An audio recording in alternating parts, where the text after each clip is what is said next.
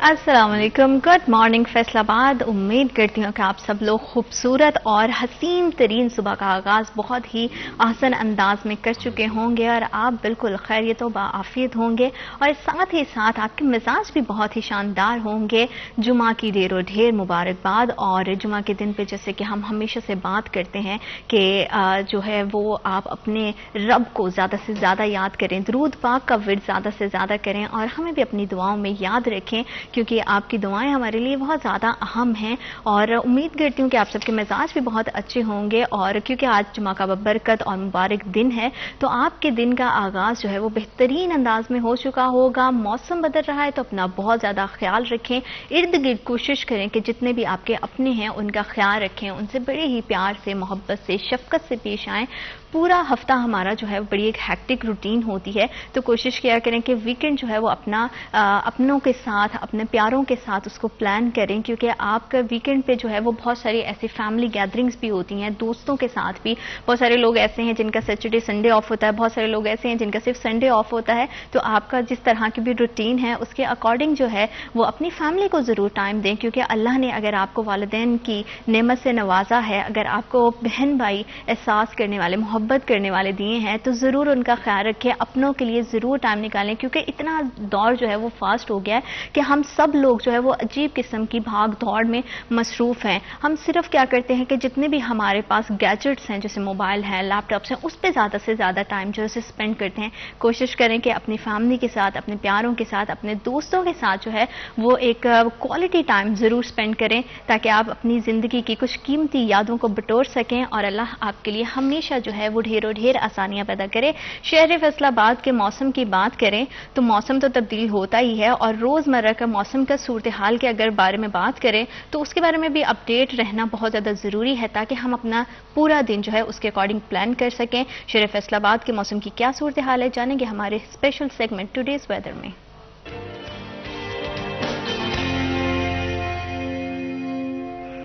शहर फैसलाबाद के मौसम के हवाले से बात करें तो आज ज़्यादा से ज़्यादा दर्जा हरारत 24 डिग्री सेंटीग्रेड और कम से कम 9 डिग्री सेंटीग्रेड रहेगा, जिसका मतलब ये है कि आज भी मौसम जो है वो काफ़ी खुशगवार है और आप जो है वो भरपूर अंदाज से अपनी जो मसरूफियात है दिन भर की उसे प्लान कर सकते हैं और निकल सकते हैं धूप में। कुछ लोगों को धूप सेकना बड़ा अच्छा लगता है, मुझे पर्सनली खुद धूप बड़ी अच्छी लगती है। तो जिस तरह की मौसम है उसमें बहुत ज़्यादा ज़रूरी है, क्योंकि सूरज जो है वो विटामिन डी का एक बहुत बड़ा अहम सोर्स है। तो ज़रूर हल्की फुल्की थोड़ी देर के लिए 15-20 मिनट के लिए धूप में बैठें, जो है कुदरती जो आपका एहसास है उसको ज़रूर महसूस करें। नेचर के जितना हो सके करीब रहने की कोशिश करें, क्योंकि इर्द गिर्द जितनी ग्रीनरी होती है, जितनी हमारे मतलब एक नेचुरल हमें जो है ना वो देखने को मौसम मिलता है तो बड़ा ही आपके मूड को भी बूस्ट अप कर देता है। तो कोशिश करें कि अगर मौसम अच्छा हो, स्पेशली सर्दी में अगर आपको धूप मिल जाए तो इससे ज़्यादा मैं कहती हूँ कि कोई और बड़ी ब्लेसिंग नहीं हो सकती है। तो कोशिश करें कि अपना दिन भर अगर आप घर से बाहर जा रहे हैं तो मास्क का इस्तेमाल ज़रूर करें, क्योंकि ट्रैफिक की वजह से बहुत ज़्यादा पोल्यूशन भी हो गई है, बड़ी माहौलियाती आलूदगी बढ़ गई है और वैसे भी बहुत ज़्यादा ज़रूरी है कि एहतियात किया जाए। लेकिन अगर ओवरऑल देखा जाए सर्दी के लिहाज से तो बड़ी अच्छी धूप भी है, चमकती हुई खूबसूरत सा दिन है जिसको आप भरपूर तरीके से इंजॉय कर सकते हैं। और बस अपना बहुत ज़्यादा ख्याल रखें, क्योंकि आपकी सेहत हमारे लिए बहुत ही ज़रूरी है। और आज फरियाल मुराद हाशमी हैं, उनकी बर्थडे भी है। Many many happy returns of the day. फरियाल आपकी ज़िंदगी का हर दिन बहुत ज़्यादा खूबसूरत, बहुत ज़्यादा हसीन हो। फरियाल की बर्थडे के लिहाज से हमारे पास एक वीडियो भी है, चलिए वो देखते हैं।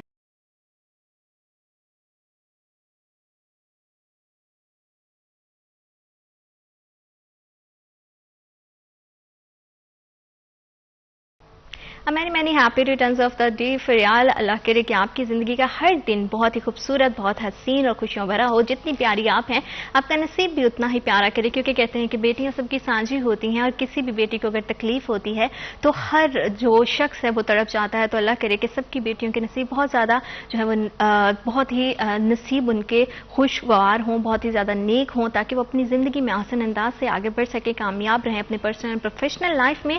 और जब हम माशरे की बात करते ہیں, ہم رشتوں کی بات کرتے ہیں تو اس میں ادب کا ایک بہت بڑا ہاتھ ہے. ادب ہمیشہ سے جو ہے ہماری زندگی میں بہت اہم کردار ادا کرتا ہے. کتابیں کہتے ہیں کہ انسان کی بہت بڑی دوست ہوتی ہیں.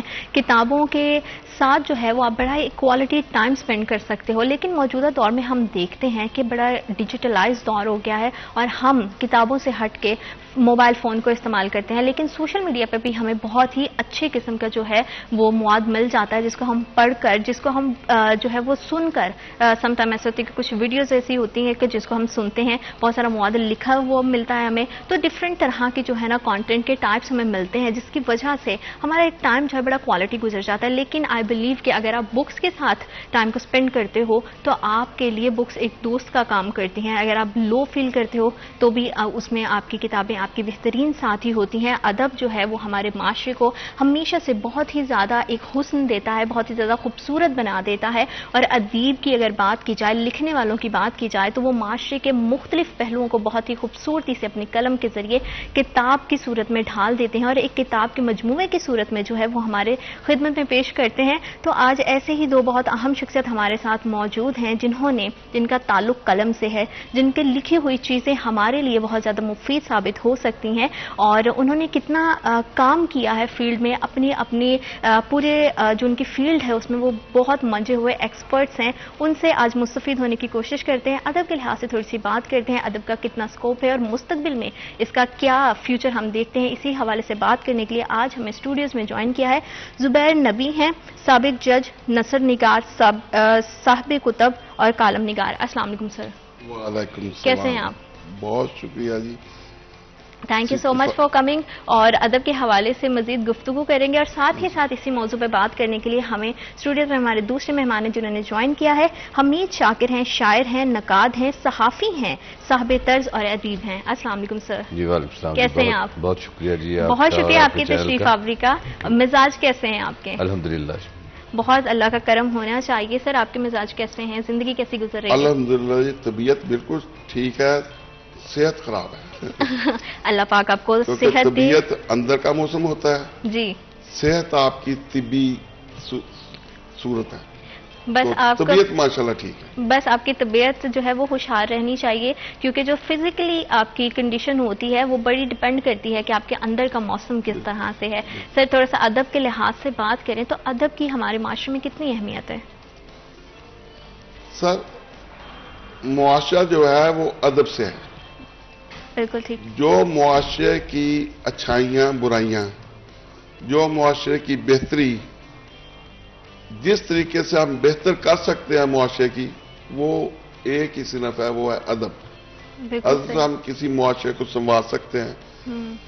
اگر اس معاشرے میں بے ادبی پھیل جائے تو وہ معاشرہ نہیں ہوتا, وہ ایک ہنگامہ ہوتا ہے.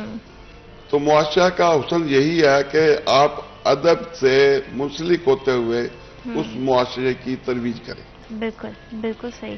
اور آپ نے جیسے کہ کالم نگار بھی ہیں اور آپ نے بہت زیادہ کتابوں کو بھی آپ نے لکھا ہے, 3 ماشاءاللہ آپ کی کتابیں ہیں. تیسری کتاب ہم دیکھ رہے ہیں کہ یادوں کی آگوش, جو کہ میرے بالکل سائڈ پہ پڑی ہے اگر میں دیکھوں تو یہ بھی آج جو ہے اس کو لانچ آپ نے کیا ہے. تو سر جب آپ لکھتے ہیں, قلم اٹھاتے ہیں, تو کیا نظریہ ہوتا ہے اور کیا چیز ہے جو سوچ ایسی کون سی ہے جو آپ کو مجبور کر دیتی ہے لکھنے پہ؟ میں جب پاکستان میں تھا تو بہت مصروف زندگی تھی. میں وکیل بھی تھا, اپنے علاقے کا میونسپل کارپوریشن میں 12 سال میں نے منتخب نمائندگی کی, پھر پالیٹکس میں بھی تھا. اچھا. اور کھیلوں سے بھی مجھے بڑی دلچسپی تھی اور کھیلوں کی تنظیموں سے بھی وابستہ تھا. مجھے اتنا وقت نہیں ملتا تھا کہ میں کوئی کام کر سکوں.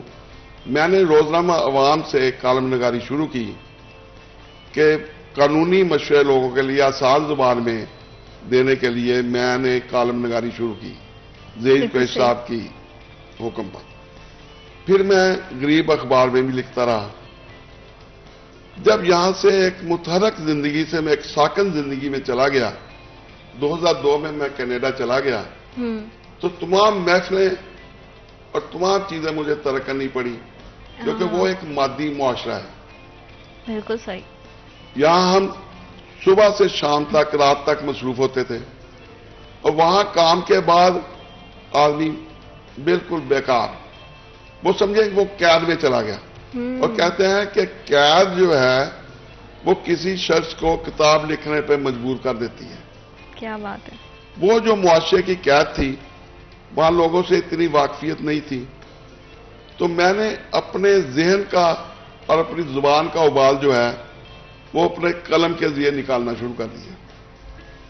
میں نے کالم نگاری شروع کر دی وہاں کے نارتھ امریکہ کے اخبارات میں اردو میں. اچھا. 16 اخبارات میں میرے کالم نیاگرا پارسے کے نام سے چھپتے تھے. ماشاءاللہ. تو میں کالم لکھتا تھا، بھیج دیتا تھا. پھر کتاب کے سلسلہ میں یہ ہوا کہ 2017 15 اپریل کو مجھے کینسر ڈائیگنوز ہو گیا. جب کینسر ڈائیگنوز ہوا تو انہوں نے آپریشن کے لیے 30 اپریل کا ٹائم دیا. تو میں نے سوچا کہ میں نے تو زندگی میں کچھ بھی نہیں کیا. میں تو ان حکیموں کی طرح ان پاکستانی یا انڈین لوگوں کی طرح ہوں جو اپنے راز اپنے اندر ہی دفن کر کے مر جاتے ہیں. اگر کسی حکیم کے پاس کوئی نسخہ آ جائے وہ بجائے اس کا کہ وہ اسے تحقیق کے لیے پیش کرے وہ اپنی زندگی کے ساتھ ہی لے کے مر جاتا ہے.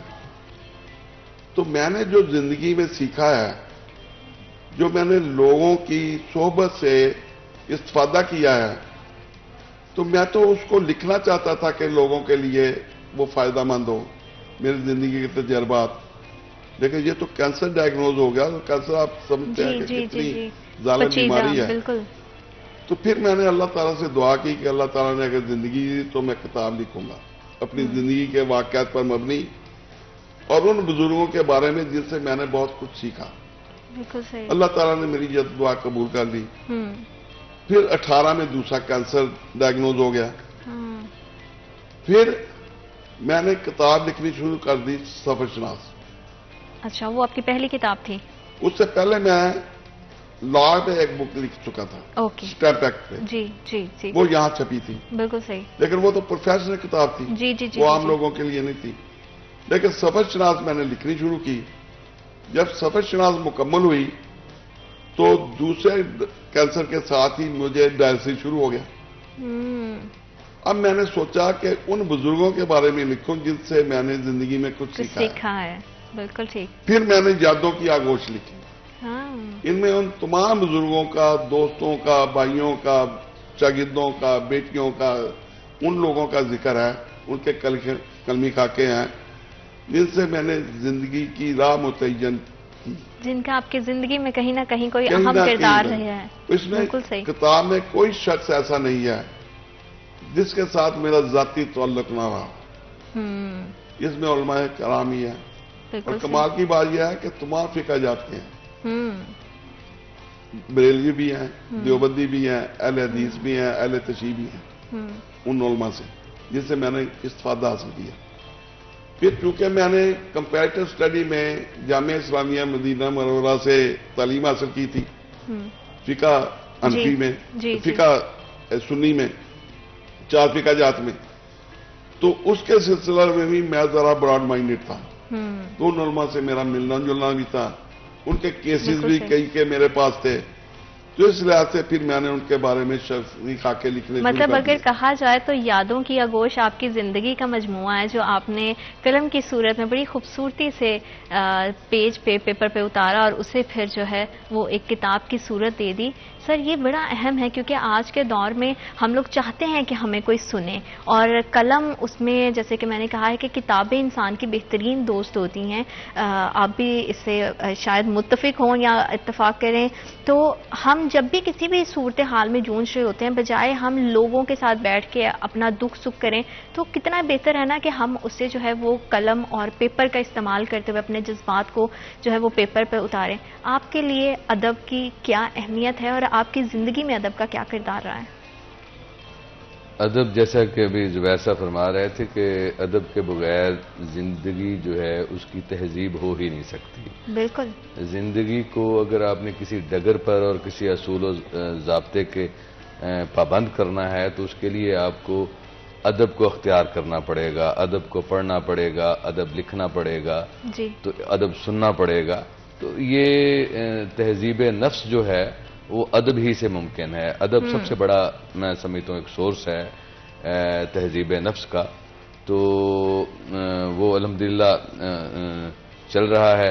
تو ابھی آج چونکہ اسپیشل ہمارے گیسٹ جو ہیں آپ کے وہ زبیر صاحب ہیں. بالکل. تو جیسا کہ آپ سے ابھی بات ہو رہی تھی ان کی اور فرما رہے تھے کہ ان کی یہ تیسرا مجموعہ جو ہے یادوں کی آغوش سامنے آیا ہے.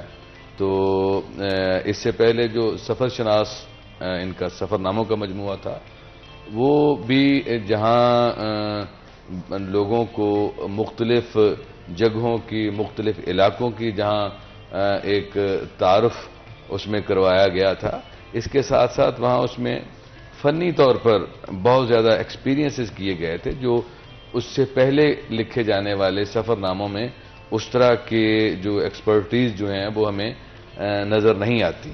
تو اسی طرح سے یہ جو یادوں کی آغوش ہے یہ اس کتاب میں ہماری سیاسی شخصیات بھی شامل ہیں، جیسے چودھری شیر علی ہیں، رانا افضل خان صاحب ہیں، اور مختلف صحافی جیسے ظہیر قریشی صاحب ہیں اور تنویر شوکت ہیں، رفعت سروج فیصل ہیں، کچھ اور لوگ اس طرح سے ہیں.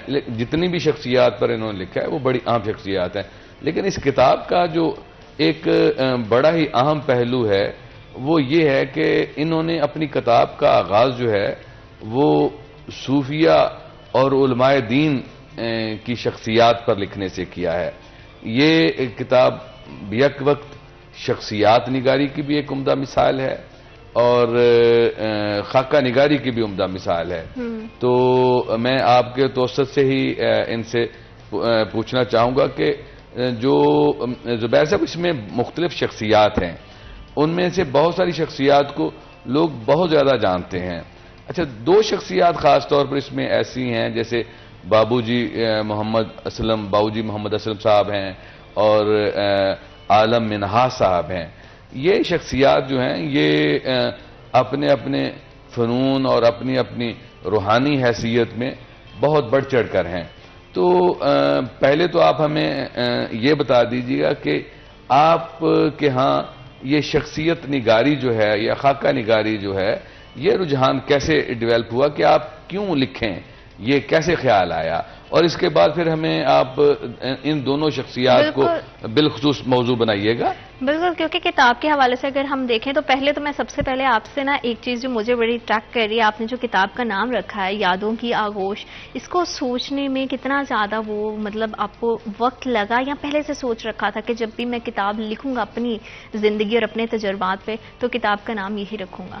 نہیں، کتاب میں نے پہلے لکھ لی، اس کے بعد میں اس کو کچھ ایسی نام دینا چاہتا تھا جو کہ یونیک ہو. بہت سے لوگوں نے شخصیت نگاری کی ہے، خاکہ نگاری کی ہے، تو ان کی کتابوں کے بڑے خوبصورت نام ہیں. بالکل. لیکن یہ حسن اتفاق دیکھ لیں کہ یہ جو یادوں کی آغوش ہے اس کے سلسلہ میں نے دوستوں سے مشورہ کیا. سر، آپ کی بات کو میں یہیں سے آگے بڑھاؤں گی اور جانوں گی کہ کس طرح سے پھر آپ جو ہے آپ نے نام کتاب کا فائنل کیا. بڑا انٹرسٹنگ سٹوری رہے گی کیونکہ بہت ہی جو زندگی کا ایک نچوڑ ہے وہ کتاب کی صورت میں ہمارے سامنے ہے. وقت ایک چھوٹی سی break. I will be right back after a short break.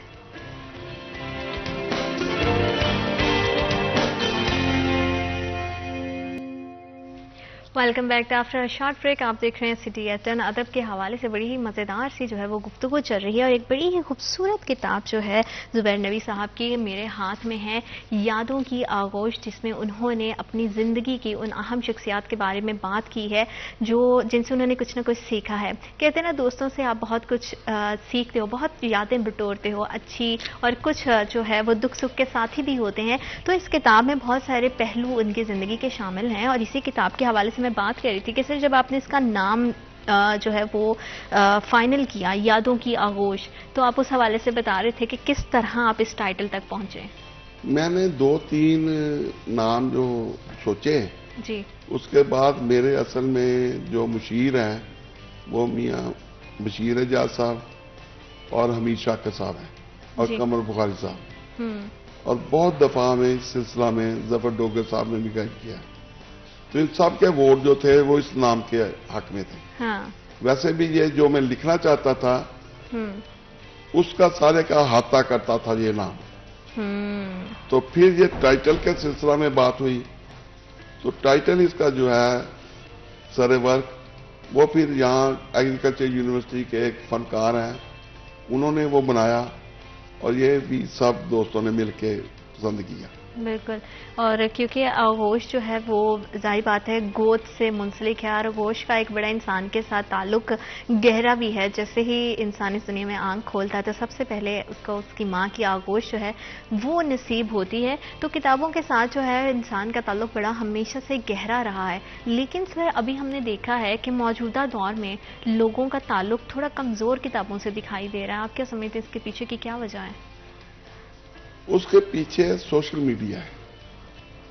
پہلے ٹیلی ویژن نے ڈومینیٹ کیا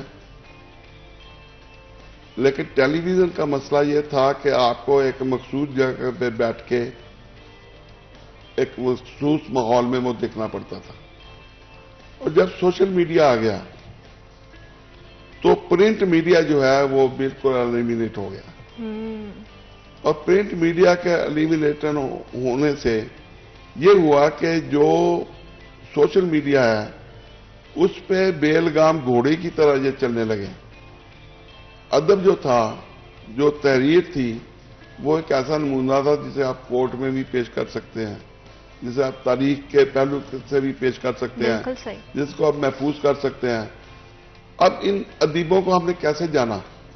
میں نے سعادت حسن منٹو کو نہیں دیکھا لیکن میں اس کو زیادہ جانتا ہوں ان لوگوں سے جنہوں نے اسے دیکھا تھا. بالکل صحیح. میں مشتاق یوسفی کو دیکھا ہے لیکن ان کی کتابوں سے ان کو زیادہ دیکھا ہے. کتابوں کی اتنی اہمیت ہے زندگی میں.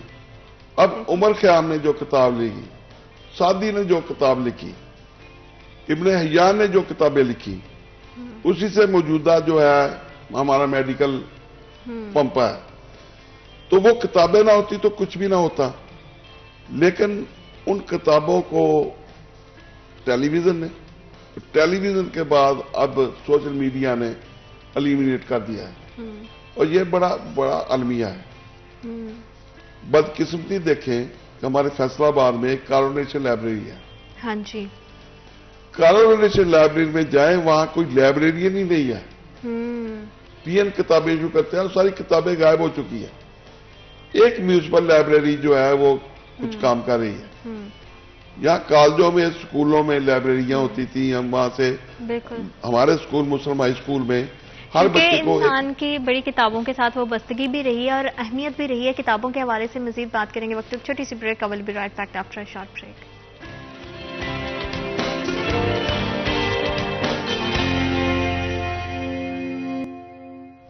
Welcome back after short break. آپ دیکھ رہے ہیں سٹی ایٹ 10 اور ادب کے حوالے سے بات کریں, کتابوں کے حوالے سے بات کریں تو ہم دیکھتے ہیں کہ ہمارے موجودہ دور میں کتابوں کے ساتھ جو ہماری وابستگی ہے بہت ہمیں کمزور دکھائی دیتی. اس کے پیچھے کی کیا وجہ تھی یہ جان رہے تھے ہم زبیر صاحب سے. زبیر صاحب آپ بتا رہے تھے کہ کس طرح سے دور جو ہے وہ جیسے ڈیجیٹلائز ہوا ہے تو ہماری کتابوں سے ہم جو دوری ہے وہ بڑھ گئی ہے. پہلے جو کتابیں چھپتی تھی نا وہ ہاتھ سے لکھی جاتی تھی. جی. درخت کی کھال پہ, جانوروں کی کھالوں پہ کتابیں لکھی جاتی. بالکل بالکل. پھر جب کاغذ آیا تو کاغذ کے پاس یہ ٹائپنگ آ گئی تو معاملہ تیز ہو گیا. پھر ان کتابوں کی اہمیت بڑھ گئی. اب ان کتابوں کی اہمیت کم ہو چکی ہے پبلک کی نظر میں. حالانکہ اصل میں اس کی اہمیت کم نہیں ہوئی ہے. بالکل. لیکن لوگ جو ہے اس کو پڑھنا نہیں چاہتے. وہ سمپل سا ڈیجیٹل میڈیا پہ یا سوشل میڈیا پہ ایک میسج دیکھنا چاہتے ہیں. نہ وہ میسج بھیجنے والے کے جذبات کا اظہار کر سکتے ہیں, نہ وہ میسج اس محبت اور عقیدت اور مودت کا اظہار کر سکتے ہیں جو لکھنے والے نے لکھا ہوگا. جی. اور پھر اس پہ کوئی کتاب تھی, کتاب کے نیچے مصنف کا نام تھا, وہ جس کو بھیجی ہے اس کا بھی نام لکھا ہوتا تھا. بالکل صحیح. یہاں تو ایک میسج بھیجنا ہے اس پہ غالب کا نام اٹھا کے آپ اپنا لکھ دیں، اقبال کا نام اٹھا کے آپ اپنا لکھ دیں. اور بدقسمتی یہ ہے کہ سوشل میڈیا پہ بہت سی احادیث جو حدیث نہیں ہے کے نام سے جی. اور پچھلے 5 سال سے میں متواتر سوشل میڈیا پہ لکھ رہا ہوں کہ وہ ایک مزار ہے مولانا رومی کا. جی. اس کو رسول مقبول صلی اللہ علیہ وسلم کے مزار کے طور پہ وہ سوشل میڈیا پہ لگایا جاتا ہے. وہ عقیدت سے کرتے جاتے ہیں کیونکہ وہ ایک اوتھینٹک انفارمیشن بھی نہیں ہے نا، اور وہ وہیں سے چیز ایسے سرکولیٹ ہونا شروع کرتی ہے کہ کوئی یہ جاننے کی کوشش ہی نہیں کرتا کہ جو انفارمیشن ہم پڑھ رہے ہیں وہ اس میں کتنی صداقت ہے، کتنی سچائی ہے، اوتھینٹسٹی ہے. ہمیشہ میں آپ سے بھی جاننا چاہتی ہوں کہ جتنے نئے لکھنے والے ہمارے ینگسٹرز ہیں، آپ سمجھتے ہیں کہ ان میں ادب کو لے کے اس طرح سے شعور ہے، لکھنے کا ان کا جو طریقہ ہے؟ کیونکہ کچھ بہت ہی بہترین لکھتے ہیں اور کچھ جیسے سر نے بات کی کہ سوشل میڈیا پہ ان کی خود بھی ریسرچ اتنی سالڈ نہیں ہوتی، بس لکھ دیتے ہیں. نہیں، جو تو لکھنے والے ہیں وہ تو ظاہر ہے بڑی سالڈ بنیادوں پر ہی لکھ رہے ہیں نا جی.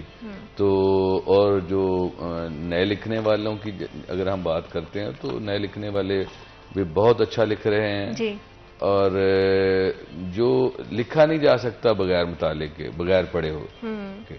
اور جو سوشل میڈیا جو ہے وہ وہاں پر تو تحقیق نہیں کرتے، اور پھر ہماری یہ لا علمی ہے کہ ہمیں یہ معلوم ہی نہیں ہے کہ جناب رسالت مآب صلی اللہ علیہ وسلم کا روضہ اقدس جو ہے اس کی تو تصویر کسی کے پاس بن ہی نہیں سکتی، کسی کی رسائی ہی نہیں ہے کہ وہاں تک. تو اب ہم سوشل میڈیا کو دیکھ لیتے ہیں، جو کہ ہمارا کتابوں سے تعلق اگر نہیں ہوگا تو پھر ہم جو سوشل میڈیا پر غلط بات ہوگی یا درست بات ہوگی ہم اس کو پھیلانے میں اپنا کردار ادا کر ڈالیں گے. کیونکہ پہلے ایک یہ بھی بڑا ہوتا تھا، ایک روٹین ہوتی تھی کہ رات کے ٹائم میں آپ کتاب کو پڑھتے ہو اور پڑھ کے پھر اس کے بعد جو ہے وہ آپ سوتے ہو، اور لوگوں کی بڑی ایک زندگی کی روٹین سیٹ تھی، وہ کتابوں کے ساتھ بڑا ایک اپنے آپ کو جو ہے نا اپنے تعلق کو بڑا مضبوط محسوس کرتے تھے. ادب کے لحاظ سے مزید گفتگو کریں گے، وقت چھوٹی سی break. I will be right back after a short break.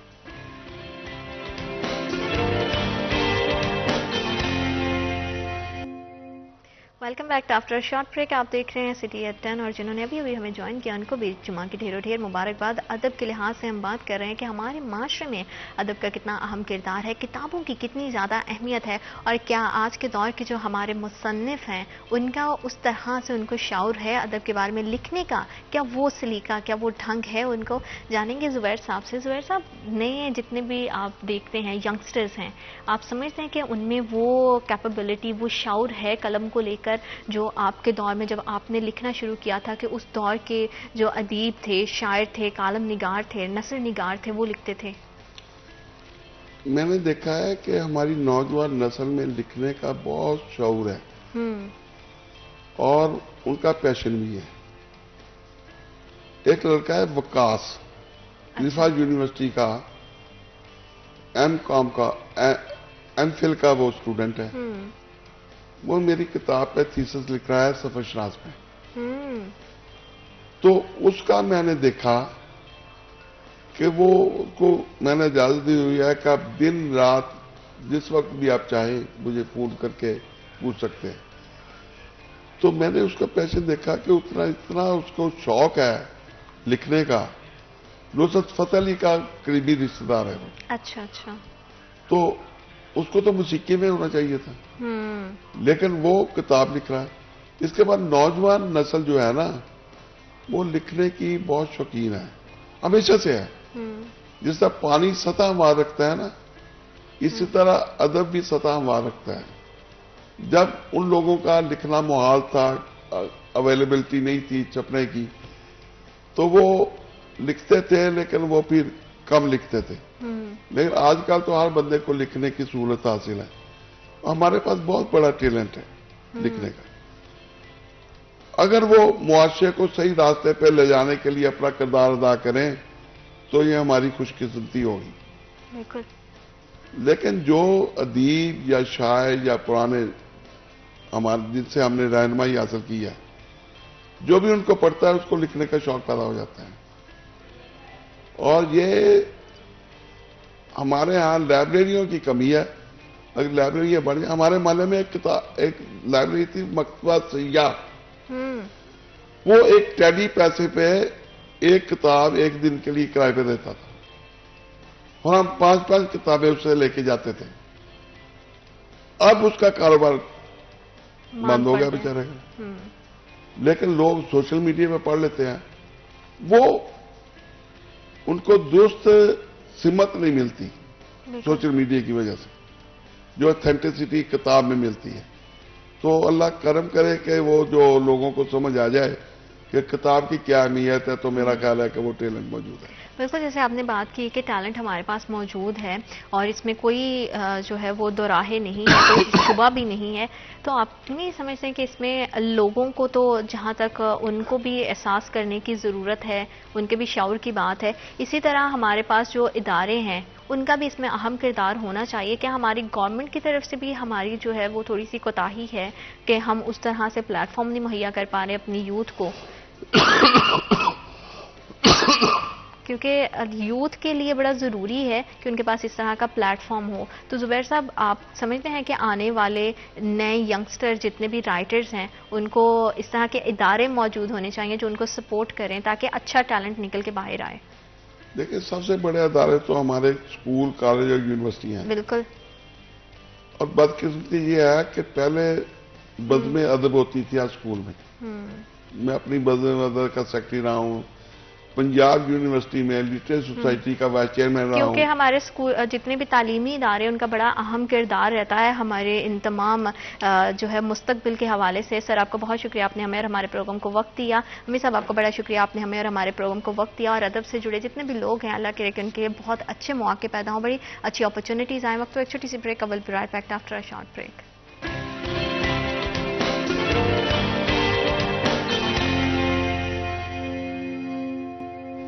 Welcome back after short break. آپ دیکھ رہے ہیں سٹی ایٹ 10 اور جمعہ کی ڈھیروں ڈھیر مبارکباد. اور آج شہر فیصل آباد میں ڈفرینٹ طرح کی جو اشیاء خرید و نوش ہیں, جس میں سبزی, پھل, فروٹ, ان کے کیا بھاؤ ہیں, چکن کا کیا بھاؤ ہے, یہ جانیں گے ہمارے اسپیشل سیگمنٹ آج کے بھاؤ میں.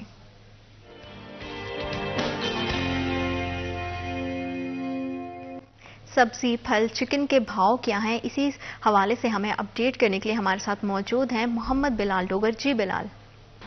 اجمیر مارکیٹ کمیٹی فیصل آباد کی جانب سے آج بروز جمعۃ المبارک کی ریلی جو ہے جاری کر دی گئی ہے. برائل مرغی کا گوشت 2 روپے فی کلو سستا ہوا ہے. قیمت گزشتہ روز 474 سے 472 روپے کلو ہو گئی ہے. انڈے فارمی 337 روپے درجن کی بلند ترین سطح پہ برقرار ہیں. سبزیوں میں آج کوئی بھی رد و بدل ایک کموڈٹی کے علاوہ نظر نہیں آ رہا, جبکہ پھلوں میں کچھ رد و بدل ہے. سبزیوں میں سب سے پہلے بات کر لیں تو آلو کا چھلکا 10 روپے سستا ہوا ہے, 80 روپے سے 70 روپے کلو ہوا ہے. پیاز 144 کا ہے, ٹماٹر 105 روپے کلو ہے, ادرک تھائی لینڈ 400 روپے کلو 410 روپے کلو ہے, لیمو چائنا 75 روپے کلو ہے, سبز مرچ 95 روپے کلو ہے. پھول گوبھی 80, بند گوبھی 80, ٹنڈی 85, کریلا 115, کھیرے 65, شملہ مرچ 155 روپے کلو پہ برقرار ہے. سیب کالا کلو 260 پہ ہے, سیب گولڈن 190 روپے کلو پہ برقرار ہے. کیلا 5 روپے مہنگا ہوا ہے, 120-125 روپے درجن. امرود 100 روپے کلو ہے, انگور ٹافی 200 روپے کلو ہے, انگور سندرخانی 360 روپے کلو پہ برقرار ہے. انگور گولا 10 روپے مہنگا ہوا ہے, 210 سے 210 روپے کلو ہو گیا ہے. انار کندھاری 300 روپے پہ ہے, انار بدانا 610 روپے کلو پہ برقرار ہے. قیمتوں کے اندر ہفتے پورے کے اندر دیکھیں تو 2 روز ایسے ہیں جہاں کمی ہوتی نظر آئی, وگرنہ بیشتر دن جو ہیں وہ قیمتیں بڑھتی نظر آئیں عام آدمی کی جیب پہ. تاحال ابھی بھی اشیاء خرد و نوش جو ہیں وہ بھاری ثابت ہو رہی ہیں. جی بہت شکریہ بلال, آپ ہمیں آج کی ریٹ لسٹ کے حوالے سے اپڈیٹ کر رہے تھے. اور ہمیشہ سے جو ہے وہ ریٹ لسٹ کے بارے میں جاننا بہت زیادہ ضروری ہے, اسپیشلی جو ہے پرچیزر کے لیے بہت زیادہ ضروری ہے کہ جب بھی آپ سبزی, پھل یا فروٹ لینے کے لیے جاتے ہیں, چکن لینے کے لیے جاتے ہیں, تو وہاں پہ ریٹ لسٹ ضرور چیک کریں, کیونکہ وہ آپ کی سہولت کے لیے فراہم کی جاتی ہے. اور اگر کہیں پہ ریٹ لسٹ موجود نہیں ہے تو وہاں سے ہرگز جو ہے وہ اشیاء کا جو ہے وہ خرید و فروخت نہیں کریں, کیونکہ ریٹ لسٹ میں اکثر ایسا ہوتا ہے کہ کم قیمت جو ہے وہ لکھی جاتی ہے, مینشن کی جاتی ہے, لیکن اکثر دکاندار جو ہے وہ اپنے من مرضی سے جو ہے وہ بھاؤ تاؤ کرتے ہیں. تو کوشش کریں جب بھی آپ خریداری کے لیے جائیں تو وہاں پہ ریٹ لسٹ کو ضرور دیکھیں کہ ریٹ لسٹ کس طرح سے ہے. تھوڑا سا اگر ہم اپنے معاشرتی رویوں کی بات کریں, جس میں ہم اگر خریداری کے حوالے سے دیکھیں تو ہم دیکھتے ہیں کہ ہم اپنی مرضی سے جو ہے نا بڑے اس میں بے ایمانی بھی کرتے ہیں. ایمانداری کا عنصر ہمیں بڑا کم دکھائی دیتا ہے. تو انسانی رویے, لہجے کس طرح سے ہونے چاہیے, بڑا آج کا دور جو ہے بڑا ہی زیادہ وہ ہیکٹک ہو گیا ہے. لوگ ایک دوسرے پہ بڑی جلدی شاؤٹ کر دیتے ہیں. جو برداشت ہے اس کا مادہ بہت کم ہمیں دکھائی دیتا ہے, اور جو صبر ہے وہ تو ہم سب میں ہے ہی نہیں. ہم سب سمجھتے ہیں کہ بس ایک بھاگ دوڑ ہے جس میں سب کو ریس ہے, جس میں آگے نکلنا ہے. تو ہمارے رویے کس طرح کے ہونے چاہیے, ہمارا دین اس بارے میں کیا کہتا ہے, ہمارے لہجے کتنے نرم اور ہمارے لہجوں میں کتنی شفقت ہونی چاہیے, اس بارے میں بڑا ہی زور دیا گیا ہے. اور ہمارے اسلام اس بارے میں کیا کہتا ہے, کیونکہ دین ہمیشہ سے ہمیں جو ہے وہ محبت کا درس دیتا ہے, ہمیں جو ہے وہ نرم مزاجی کا درس دیتا ہے. تو اسلام کی روح میں انسانی رویوں کی کیا اہمیت ہے, اسی حوالے سے بات کرنے کے لیے آج ہمیں اسٹوڈیوز میں جوائن کیا ہے پروفیسر ڈاکٹر مطلوب احمد رانا ہیں, اسلامک اسکالر ہیں, head department of Arabic and Islamic studies ہیں, dean faculty of arts and social sciences the university of Faisalabad ہیں. السلام علیکم سر. وعلیکم السلام. کیسے ہیں آپ؟ الحمدللہ. Thank you so much for coming sir. آپ کی تشریف آوری کا بہت شکریہ. ساتھ ہی ساتھ آج کے اسپیشل سیگمنٹ میں ہمارے ساتھ نعت خواں موجود ہیں مبشر حسنین. السلام علیکم مبشر. کیسے ہیں آپ؟ Thank you so much for coming. آپ دونوں مہمانوں کی تشریف آوری کا بہت شکریہ. سر جیسے کہ ہم دیکھتے ہیں کہ ہمارے معاشرے میں بڑی عدم برداشت ہے, ہمارے رویے بہت سخت ہو گئے ہیں, لہجے بہت سخت ہو گئے ہیں, لیکن ہمارے دین نے ہمیں یہ درس نہیں دیا ہے. اسلام کی روح سے انسانی رویوں اور لہجوں میں کیسے ہونے چاہیے اور اس کی کتنی اہمیت ہے؟ نحمدہ ونصلی ونسلم علی رسولہ الکریم. اما بعد فاعوذ باللہ من الشیطان الرجیم. بسم اللہ الرحمن الرحیم. رب زدنی علما. صدق اللہ العظیم. اللہم صلی علی محمد وعلی آل محمد کما صلیت علی ابراہیم وعلی آل ابراہیم انک حمید مجید. اللہم بارک علی محمد وعلی آل محمد کما بارکت علی ابراہیم وعلی آل ابراہیم انک حمید مجید. سب سے پہلے تو میں سٹی 41 کی انتظامیہ کو مبارک پیش کرتا ہوں اور ان کا شکریہ ادا کرتا ہوں کہ آج کا ٹاپک جو ہے یہ بہت اہمیت کا حامل ہے جی. کہ جو انسانی رویے یا ہم اس کو یوں بھی کہہ سکتے ہیں سماجی رویے جی اور لہجے, اس کا جو ہے وہ اسلام کی روشنی میں کیا صورتحال ہے یا تعلیمات کیا ہیں, کیا ہم ان رویوں اور لہجوں میں اسلام کے مطابق عمل کر رہے ہیں. یہی وجہ ہے کہ Islam is a complete code of life. بے شک, نو ڈاؤٹ. کیونکہ ہم تمام, ہماری میجورٹی جو ہے یہاں مسلمانوں کی ہے, یہ اسلامی مملکت ہے جی. مائنارٹیز بھی ہیں, لیکن یہ میڈم جو رویے ہیں یہ تو اگر ہم, چونکہ ہمارا مذہب اسلام جو ہے الحمدللہ ہمارے لیے ایک اعلیٰ ترین اور سپیریئر مذہب ہے, بے شک, لیکن تمام باقی مذاہب میں بھی ان رویوں کو پازیٹو رکھنے کی تعلیمات موجود ہیں. جی. وجہ یہ ہے کہ جو آج کا ٹاپک ہے اس میں ایک طرف رویہ ہے, ایک طرف لہجہ ہے, یا جس کو لہجہ بھی جی. کہتے ہیں عام طور جی. تو جو رویہ ہے یہ ساری چیزیں جو ہیں, رویہ اور لہجے کا تعلق انسانی گفتگو سے ہے, انسانی عمل سے ہے, انسانی فعل کی پرفارمنس کے انداز سے ہے جو رویہ ہے. رویے کا معنی جو ہے یہ اوور آل جو ہے اگر دیکھیں تو بنیادی طور پہ یہ لفظ تو فارسی کا ہے جس کا معنی ہے طریقہ کار. کس چیز کا طریقہ کار؟ کہ عمل کرنے کا طریقہ کار.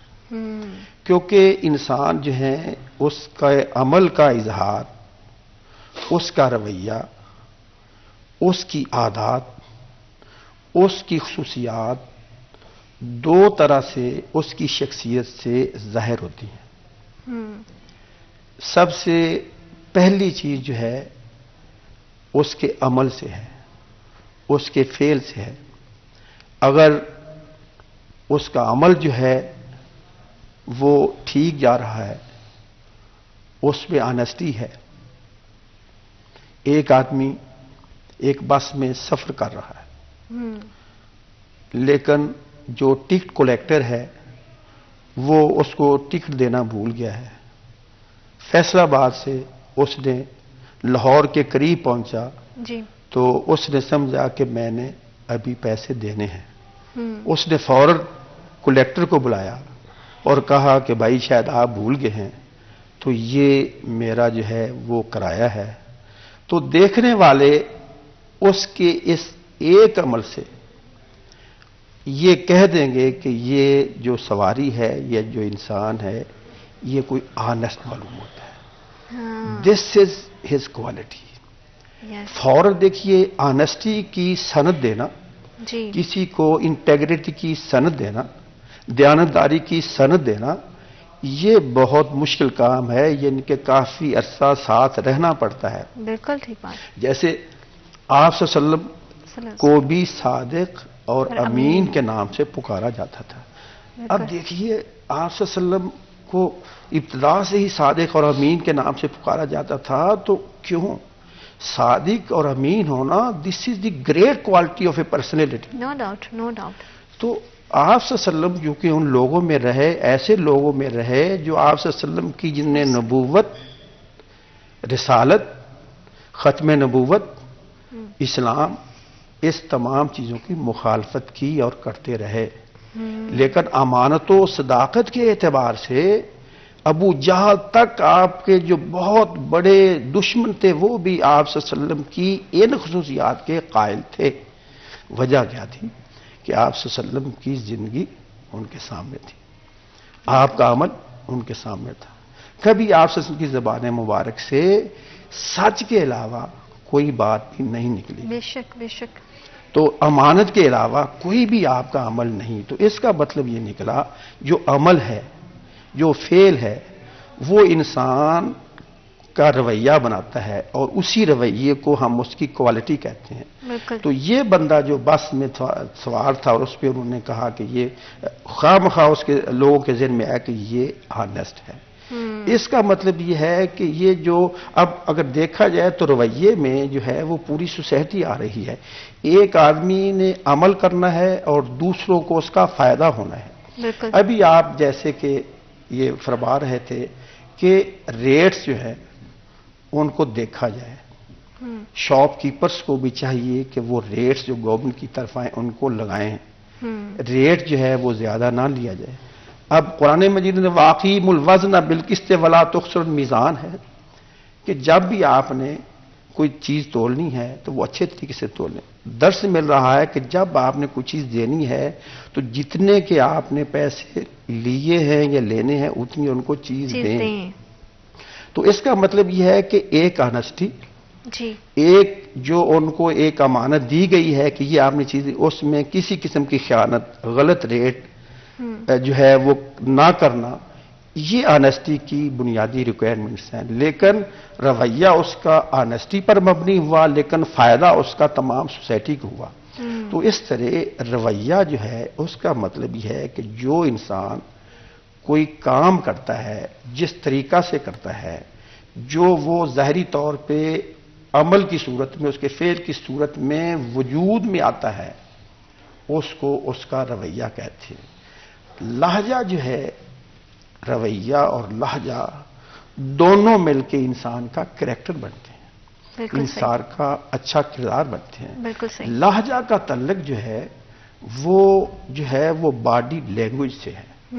لہجہ کا مطلب جو ہے وہ انداز گفتگو ہے، بالکل صحیح. اسلوب تحریر ہے، کہ زبان کا استعمال ہے.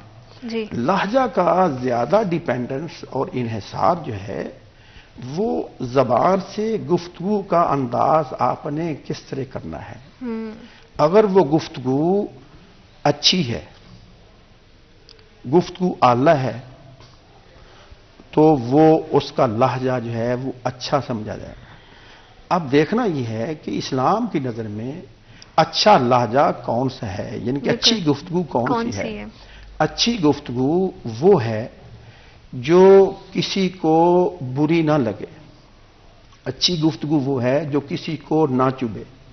اچھی گفتگو وہ ہے جو کسی کی غیبت نہ ہو. بالکل صحیح. اچھی گفتگو وہ ہے جو کسی کو ایبیوز کرنے کی لینگویج استعمال نہ کی جائے. اچھی وہ گفتگو وہ ہے جو حسن والی ہو، جو جامع ہو، جو واضح ہو. بالکل تو آپ صلی اللہ علیہ وسلم نے خصوصی طور پہ اس کے بارے میں فرمایا کہ لہجہ کس قسم کا جو ہے وہ انسان کو استعمال کرنا چاہیے. حضور صلی اللہ علیہ وسلم نے بہت زبردست اور خوبصورت بات کی. آپ صلی اللہ علیہ وسلم نے ارشاد فرمایا کہ زبان کو کنٹرول رکھو. اسی لیے کہتے ہیں کہ بولنے سے پہلے تولو اور پھر بولو.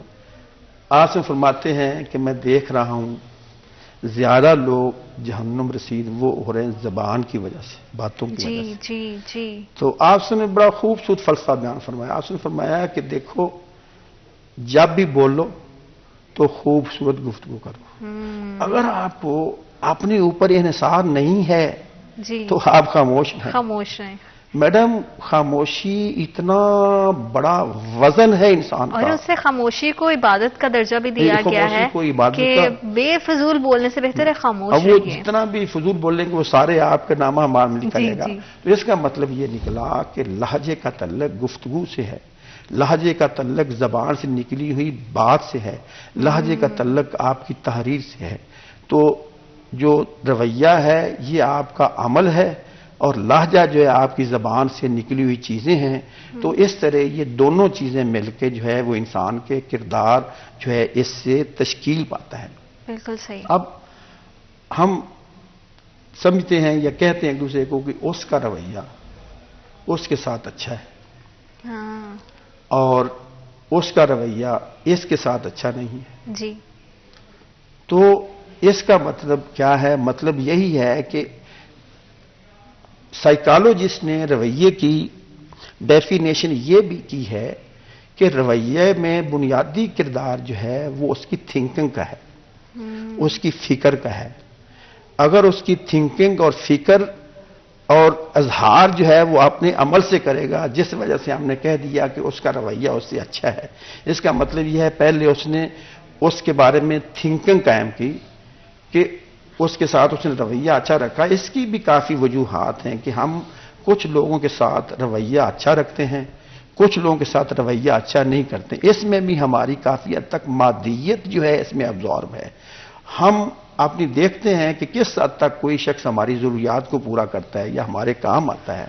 اس طرح ہم اپنے رجحان کو، ہم اپنے جھکاؤ کو اس طرف کو اچھا کر دیتے ہیں، اس کے سبمسو رہنے کی کوشش کرتے ہیں. یہ تو پھر وہی بات آ گئی نا کہ اپنے ذاتی مفاد کے لیے ہم جو ہے کہیں بہت ہی نرم پڑ جاتے ہیں اور کہیں بہت ہی سخت لہجہ کر دیتے ہیں. اس میں تو پھر ہم اپنے دین کی جو تعلیمات ہے اس کو تو فالو نہیں کر رہے ہیں. دین نے تو یہی تعلیم دی ہے کہ جو ہیومنٹی ہے، جی، انسانیت کو جو ہے وہ احترام دیا جائے، کیونکہ بنیادی طور پہ انسانیت ہے. انسان جو ہے کوئی برا ہو اچھا ہو لیکن اس کو ایک انسان ہونے کے تحت جو ہے وہ درس دیا جائے. اگر کوئی دیکھتا ہے کہ انسان جو ہے اس میں کچھ برائی ہے جی، تو اس کو 3 طرح سے اس کو انفارم کرنے کے لیے کہا گیا ہے کہ سب سے پہلے تو جو ہے آپ اس کو ہاتھ سے جو ہے وہ کریں، یعنی کہ جو ہے نا وہ کریں. اگر یہ نہیں ہے جس کو آپ طاقت کا استعمال، اس کے بارے میں ہمارے علماء کرام نے لکھا کہ طاقت جو ہے یہ ایک سٹیٹ کو زیب دیتی ہے، ہم کسی برائی کو کوئی شخص جو ہے وہ نہیں کر سکتا. تو اسی طرح جو ہے وہ اگر یہ نہیں ہے تو کم از کم زبان سے اس کو روکا جائے. اگر زبان بھی آپ سمجھتے ہیں کہ اس سے بھی کوئی فتنہ پیدا ہو سکتا ہے تو پھر آپ جو ہے کم از کم جو ہے اس دل سے آپ سمجھیں کہ یہ اچھا نہیں ہے. تو دل والی بات جو ہے یہ ذرا کمزور تھوڑا سا درجہ ہے، لیکن اس پہ بھی اگر میڈم دیکھا جائے تو یہ جو تیسرا درجہ آپ نے فرمایا ہے یہ ایک ایسا سوشل پریشر ہے کہ جو شخص برائی کی طرف جاتا ہے اگر سارے لوگ جو ہے وہ تھوڑا سا اس سے جو ہے اس جو ہے برائی کی وجہ سے تھوڑا سا احتیاط کریں اس کے پاس بیٹھنے سے، اس سے جانے سے، تو یہ بھی ایک ایسا سوشل پریشر جس سے آٹومیٹک جو ہے وہ اس برائی کو جو ہے وہ چھوڑ دے گا. تو اس لحاظ سے ہمیں جن رویوں کا حکم دیا گیا ہے، اب ان رویوں سے مختلف چیزیں جو ہیں وہ اور دوسری بات یہ ہے کہ اگر ہم جیسا کہ میں نے آپ کو عرض کیا کہ رویہ تو بنیادی طور پہ فارسی زبان کا لفظ ہے، اگر ہم رویے کی ڈیفینیشن اور اس کی ریکوائرمنٹ اور اس میں جو جو چیزیں ہیں وہ دیکھا جائے تو اصل میں اس کو اخلاق ہی کہا جاتا ہے. ان کے اخلاق اس کا کیا ہے. جیسے کہ میں نے کہا کہ آنیسٹی کی مثال دی، اسی طرح ڈس آنیسٹی کی مثالیں بھی موجود ہیں کہ لوگ جو ہیں کہتے ہیں کہ وہ اس میں آنیسٹی نہیں ہے. اسی طرح لوگ جو ہے کہتے ہیں کہ جی اس کو بہت زیادہ غصہ آ جاتا ہے، چھوٹی چھوٹی بات پہ غصہ آ جاتا ہے، اور یہ اس کا ایک غصے والا رویہ ہے. اور چھوٹی چھوٹی بات پر بعض اوقات محسوس کرتے ہوئے لڑائی جھگڑے پہ آ جاتا ہے، یہ اس کا ایک اپنا رویہ ہے. اور بعض رویے یہ ہے کہ جی بہت نرم رویے ہیں، بہت برداشت والے رویے ہیں کہ آپ دیکھیے آپ. اور ہم دیکھتے ہیں کہ پروفیسر صاحب آج کے دور میں ہمارے اندر عدم برداشت بہت زیادہ ہے، اور جتنی آڈینس ہیں وہ بھی اس چیز سے کہیں نہ کہیں ریلیٹ کر پائے گی کہ ہم بہت جلدی ہائپر ہو جاتے ہیں. جو برداشت کا جو ایک کہتے ہیں نا کہ دامن ہاتھ سے چھوڑ دیتے ہیں، اور کس طرح کی ہماری اسلامی تعلیمات ہیں ہمارے لہجے کو لے کے، ہمارے رویوں کو لے کے، اسی حوالے سے مزید گفتگو کریں گے. وقت ایک چھوٹی سی break. I will be right back after a short break.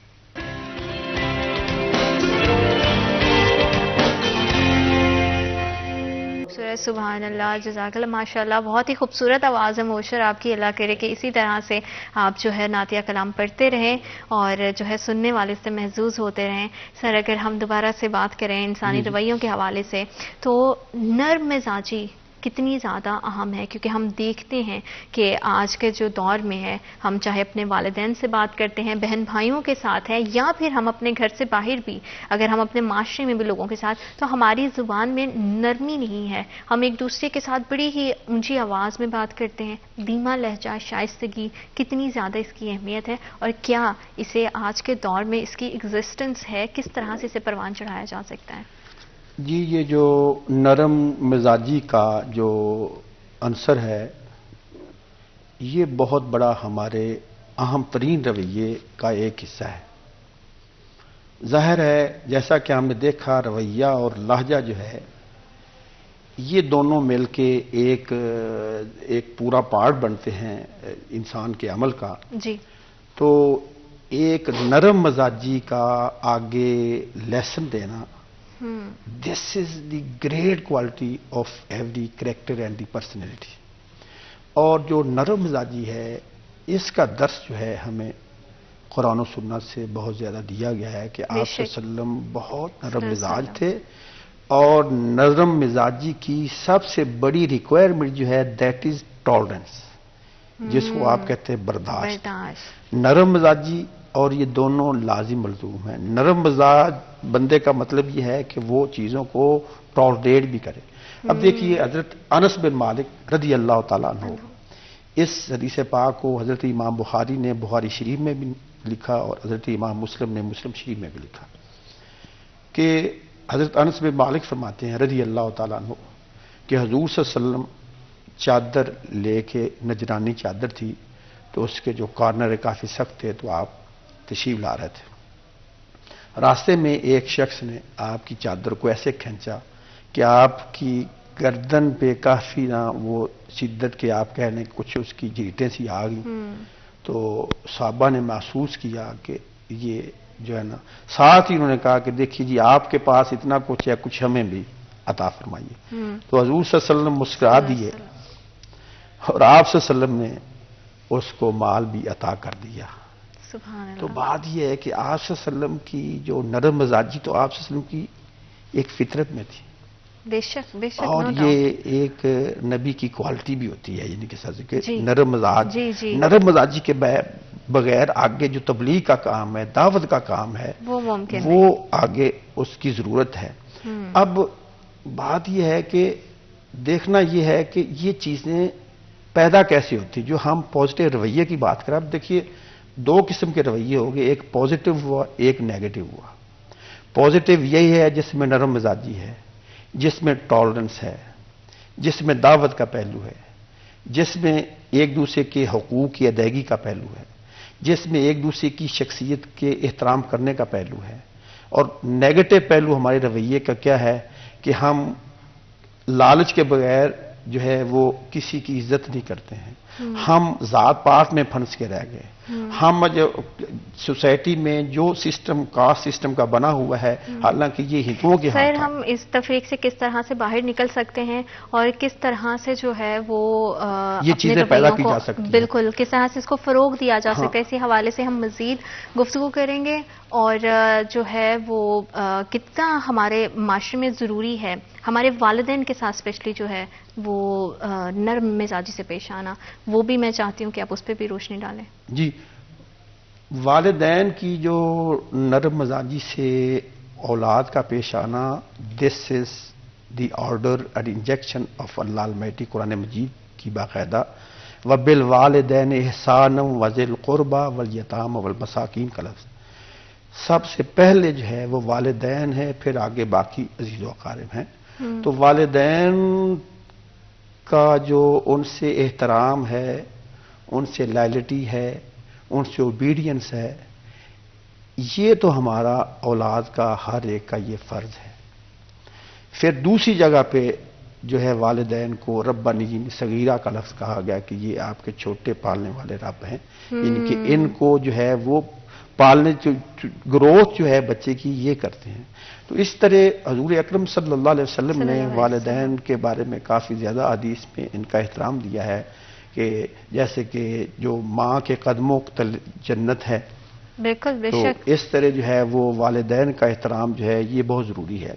वजह यह है कि जिस चीज़ की हम बात कर रहे हैं रवैये की, ये वालिदैन ही हैं जो असल में अपने बच्चों का रवैया पॉजिटिव करके, उनकी ग्रोथ करके, उनका ज़हन बना के, उनकी तरबियत करके सोसाइटी में अच्छे रवैयों को जो है वो इंट्रोड्यूस करवाते हैं। मैं आपको अर्ज करता हूं कि शेख सादी रहमतुल्लाह अलैह बहुत बड़े सूफी हैं, आपकी गुलिस्तान सादी बहुत मशहूर है जी। तो ये जो रवैये हैं, जो कैरेक्टर की बिल्डिंग है, ये हमारे उलमाए कराम ने अपनी कुतब में भी कोशिश की, ये रवैयों को बयान किया और लोगों को ताकि रवैये पॉजिटिव हों। जी। सूफिया कराम ने अपनी कुतब में और अपने अमल से लोगों को ये सिखाने की कोशिश की कि रवैया हमेशा पॉजिटिव होना चाहिए, उसी का फ़ायदा होता है। इसी वजह से जो बुजुर्ग गुजर गए, हज़रत हुज़ूर दाता हजूर हैं, मतलब ये लाहौर वाले, और इसके अलावा ख्वाजा मोइनुद्दीन चिश्ती अजमेरी हैं, बाकी सूफिया हैं, आज तक जो लोग उनको याद कर रहे हैं उनके पॉजिटिव रवैयों की वजह से, उनके खिदमत खल्क की वजह से, उनके अखलाक हसना की वजह से हैं। मैं आपको अर्ज करूं, गुलिस्तान सादी में हजरत शेख सादी ने अपनी हकायात की रोशनी में, अपने कुछ अशार की रोशनी में लोगों के पॉजिटिव रवैये बनाने की उन्होंने तालीम दी है। और उन्होंने जो हकायात लिखी हैं, जो वाक़यात लिखे हैं, बहुत ज़्यादा हकायक पर मबनी हैं। आप कोई गुलिस्तान सादी का शायद 25 या 26 पेज है, उसमें आप फरमाते हैं कि एक बादशाह, उसने किसी को सजा सुनाई, सजाए मौत जी, और वो जो कैदी था उसने उसको अपनी ज़बान में बादशाह सलामत को गालियां देना शुरू की। सर मैं आपकी बात को यहीं से आगे बढ़ाऊंगी, वक्त में एक छोटी सी break. I will be right back after a short break.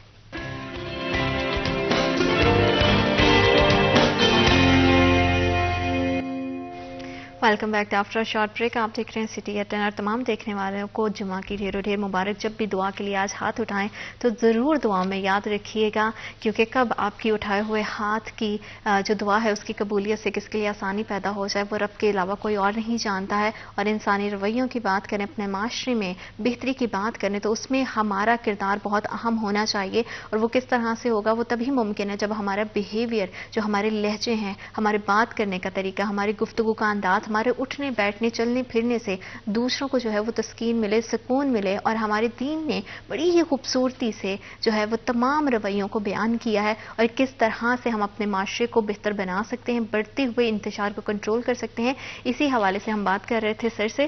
Sir मैं आपसे, हम ब्रेक पे जाने से पहले पेरेंट्स के हवाले से बात कर रहे थे। आपने उस पर बड़ी ही अच्छे से जो है बताया कि किस तरह से अगर पेरेंट्स औलाद की तरबियत अच्छे अंदाज में करें तो हम एक बेहतर माशरे को तश्कील दे सकते हैं। तो माशरे के बढ़ते हुए बिगाड़ को कंट्रोल करने के लिए कितनी ज़रूरत है इस टाइम पे कि हम जो है वो अपने रवैयों को बेहतर करें, इंडिविजुअली अपनी रिस्पॉन्सिबिलिटीज़ को समझें? हाँ, मैं उस सिलसिले में यही अर्ज कर रहा था कि ये अच्छे रवैयों की, अब रवैये को हमने जो डिस्कस किया, इसका मतलब ये है कि اس کے متبادل جو لفظ ہمارا اسلام کا وہ اخلاق ہے. جی. اخلاق جو ہے وہ خلق ہے. خلق کا معنی عادت ہے، خلق کا بعد عمل ہے، فعل ہے. رویے کا معنی بھی لوگوں نے یہی بتایا، رویہ فارسی کا لفظ ہے تو یہ معنی ہے. تو خلق کا معنی بھی عادت اور عمل ہے. گویا کہ خلق کے بارے میں امام غزالی نے جو ڈیفینیشن فرمائی ہے اور باقی لوگوں نے وہ یہ کی ہے کہ خلق اصل میں وہ عادت ہے یا وہ فکر ہے، وہ عمل ہے. عمل کا بلا فکر و تعمل ظاہر ہونا، ان کے بغیر سوچنے کے ساتھ تو دیکھیے آپ کو فکرہ بنایا جائے گا، آپ اچھا اس کو استعمال کر لیں گے، اور اس کے بعد جو ہے آپ جا رہے ہیں تو آپ اپنے آپ کو خواہ آنس بنانے کی کوشش کرتے ہیں، لیکن بغیر سوچ اور ہیزیٹیشن کے جو ہے آپ سے جو کام سرزد ہو اس کو کہتے ہیں اخلاق ہے. تو اخلاق کی پھر آگے دو قسمیں، اخلاق حسنہ ہے، اخلاق رذیلہ ہے. آنیسٹی یہ اخلاق حسنہ ہے، وفائے عہد اخلاق حسنہ ہے، والدین کی فرمانبرداری اخلاق حسنہ ہے، شجاعت، سمپلسٹی، خدمت خلق یہ اخلاق حسنہ ہے، اچھی گفتگو کرنا اخلاق حسنہ ہے. اس سے ہٹ کے جھوٹ بولنا وہ رذیلہ اخلاق میں آتا ہے. کسی کی حق تلفی کرنا رذیلہ اخلاق ہے. ابیوز کرنا یہ اخلاق رذیلہ ہے. تو اخلاق حسنہ جو ہے یا پازیٹیو رویہ جو ہے یہ بہت زیادہ حد تک ہم والدین کی تربیت سے حاصل کرتے ہیں. جی. جیسے حضرت شیخ عبدالقادر جیلانی رحمۃ اللہ علیہ نے جو ہے وہ آنیسٹی والدہ نے سکھائی تھی، اور اس آنیسٹی کی وجہ سے پورے ڈاکوؤں کے گروپ کو آپ نے مسلمان کر دیا. تو یہ جو رویہ آنیسٹی پر مبنی تھا حضرت شیخ کا، یہ ان کی والدہ محترمہ کی تربیت تھی. اس کا مطلب یہ نکلا کہ رویے جو ہیں یہ والدین بناتے ہیں. خصوصی طور پہ اگر والدہ کے پاؤں کے نیچے جنت ہے تو اس کی وجہ یہ ہے کہ وہ رویے اور اخلاق حسنہ کو تشکیل دیتی ہیں بچی کو. اب دیکھیے یہ ڈاکٹر اسحاق قریشی صاحب یہاں رہے، بہت بڑے ہمارے اسلامی اسکالر بھی رہے. انہوں نے ایک دفعہ یہ بات بتائی، وہ پرنسپل تھے یہ گورنمنٹ کالج فیصل آباد کے، جو آج کل گورنمنٹ کالج یونیورسٹی ہے فیصل آباد. ایک دفعہ ہم اسلام آباد میں کسی کمیٹی میں اکٹھے تو انہوں نے بتایا کہ میں پرنسپل تھا تو ایگزامینیشن ہو رہے تھے، تو میں نے راؤنڈ کیا تو میں نے ایک بچے کو دیکھا جو پیپر بہت ہی اچھا کر رہا تھا. میں کچھ دیر کے لیے کھڑا ہوا، اتنا خوبصورت رائٹنگ، اتنا میٹیریل، اتنی اس کی تیاری تھی. میں چلے گیا، 2 دن کے بعد پھر آیا، قدرتی طور پہ پھر میں آیا تو وہ پھر اسی طرح 3 دفعہ میں نے راؤنڈ کیا. آخر کار میں نے سمجھا کہ یہ کسی پروفیسر کا بیٹا ہے یا CSP افسر کا بیٹا ہے. میرا بس نا شوق سا پیدا ہوا کہ میں نے اس کو کہا کہ بیٹا آپ کا پیپر آج آخری ہے. انہوں نے کہا جی ہاں. تو مجھے ذرا دفتر میں ملنا. دفتر میں وہ ملنے کے لیے آیا تو میں نے کہا یار آپ کے والد گرامی کیا کرتے ہیں؟ کہنے لگا جی میرے والد صاحب فوت ہو چکے. میں نے کہا کہ والدہ کیا کرتی ہیں؟ وہ کہنے لگا جی والدہ میری کس گھروں میں کام کرتی. اچھا. میں اتنا جو ہے اس کی بات سے جو ہے وہ محسوس کیا. میں نے کہا یار بیٹا بات یہ ہے کہ آپ پھر نا کل دفتر میں آئے. دوسرے دن میں نے اسے ایک چیک دیا. اچھا. والدہ کو اس نے دیا. والدہ نے کہا کہ یہ چیک کیسا ہے؟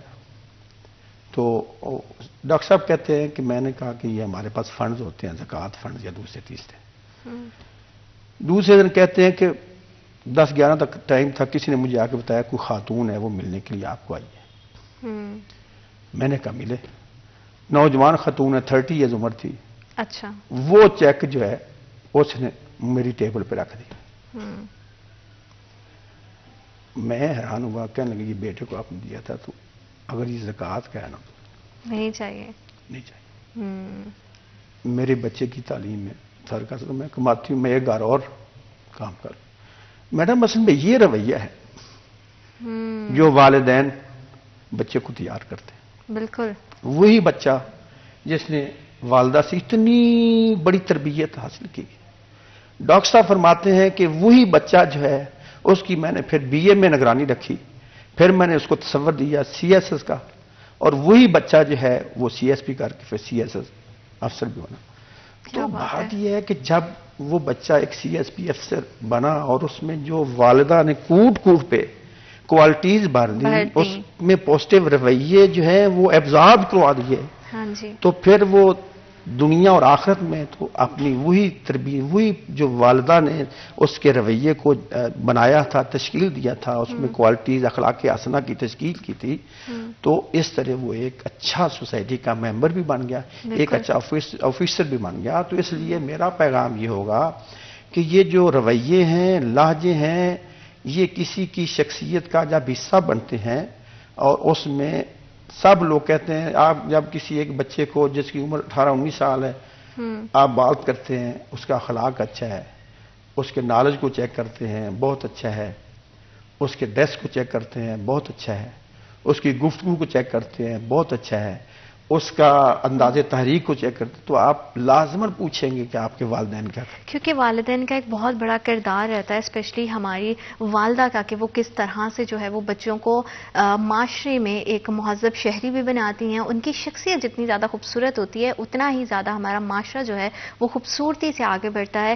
سر آپ کا بہت شکریہ، آپ نے ہمیں اور ہمارے پروگرام کو وقت دیا. اور جتنے بھی میرے ناظرین ہیں ان کو جانے سے پہلے، ایسے کیسے ہو سکتا ہے مبشر ہمارے ساتھ موجود ہیں تو ہم جانے سے پہلے نعت نہیں سنیں، تو مبشر اوور ٹو یو، آپ سے نعت سنیں گے. اور جتنے بھی دیکھنے والے ہیں اپنا بہت زیادہ خیال رکھیے گا. جمعہ مبارک آپ سب کو، خوش رہیں، اللہ پاک آپ کی زندگی میں ڈھیروں ڈھیر آسانیاں پیدا کرے. اللہ نگہبان. جی مبشر.